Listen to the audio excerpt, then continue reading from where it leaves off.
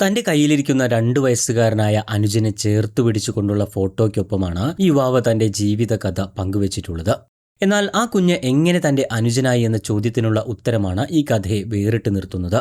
രക്തബന്ധത്തിനുമപ്പുറം ഹൃദയം കൊണ്ട് നെയ്തെടുത്ത ഒരു സ്നേഹബന്ധത്തിന്റെ കഥയാണിത്. ദിവസങ്ങൾക്കുള്ളിൽ തന്നെ മില്യൺ കണക്കിന് ആളുകളിലേക്കാണ് ഈ സംഭവം എത്തിയത്.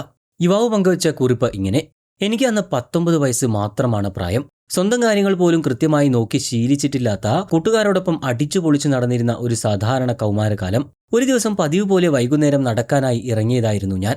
നടന്നു പോകുന്നതിനിടയിലാണ് വഴിയരികിൽ ഉപേക്ഷിക്കപ്പെട്ട ഒരു പഴയ ട്രക്കിന്റെ ടയറുകൾക്കിടയിൽ നിന്ന് ചെറിയൊരു അനക്കം ശ്രദ്ധയിൽപ്പെടുന്നത്.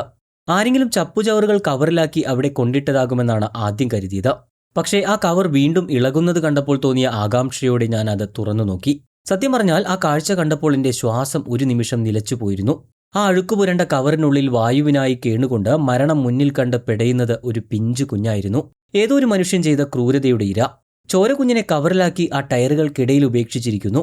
വിറയ്ക്കുന്ന കൈകളോടെ ആ കുഞ്ഞിനെ ഞാൻ നെഞ്ചോട് ചേർത്തു. അടുത്തുള്ള ആശുപത്രിയിലേക്ക് പ്രാണനും കൊണ്ടോടുമ്പോൾ എന്റെ ഉള്ളിൽ ഒരേ ഒരു പ്രാർത്ഥന മാത്രമേ ഉണ്ടായിരുന്നുള്ളൂ: ദൈവമേ, ഈ കുഞ്ഞിന്റെ ജീവൻ തിരിച്ചു നൽകണമേ എന്ന്.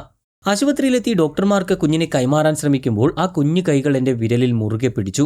അന്ന് ആ കുഞ്ഞ് എന്റെ വിരലിൽ പിടിച്ച ആ പിടുത്തം എന്റെ ഹൃദയത്തിന്റെ ആഴങ്ങളിലേക്കാണ് പടർന്നത്. മാസം തികയാതെ പ്രസവിച്ച കുഞ്ഞായതിനാൽ അതിജീവന സാധ്യത വളരെ കുറവാണെന്ന് ഡോക്ടർമാർ വിധിയെഴുതി.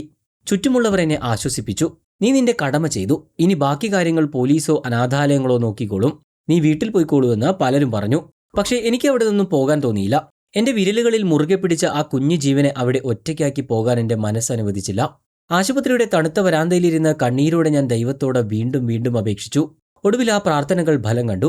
സാവധാനം അവൻ മരണത്തെ തോൽപ്പിച്ച് ആരോഗ്യവാനായി തിരികെ വന്നു. കുഞ്ഞ് സുഖം പ്രാപിച്ചതോടെ അടുത്ത ചോദ്യമുയർന്നു: ഇനി അവനെ ആര് സംരക്ഷിക്കും? ഞാൻ ഇവനെ എന്റെ വീട്ടിലേക്ക് കൊണ്ടുപോകുമെന്ന് പറഞ്ഞപ്പോൾ കേട്ടവരെല്ലാം എന്നെ പരിഹസിച്ചു. നിനക്ക് വെറും 19 വയസ്സേ ആയിട്ടുള്ളൂ, നിന്റെ ജീവിതം എന്തിനാണ് ഇങ്ങനെ നശിപ്പിക്കുന്നത്? വല്ല അനാഥാലയത്തിനും ഏൽപ്പിച്ചാൽ പോരെ എന്നൊക്കെ ഉപദേശങ്ങൾ വന്നു. നിയമപരമായ നൂലാമാലകൾ പറഞ്ഞ് പലരും എന്നെ ഭയപ്പെടുത്തി. പക്ഷേ ഒരു ജീവൻ സംരക്ഷിക്കാൻ വേണ്ടത് പണമോ പ്രായമോ അല്ല, അതിനുള്ള മനസ്സും സ്നേഹവുമാണെന്ന് ഞാൻ ഉറച്ചു വിശ്വസിച്ചു.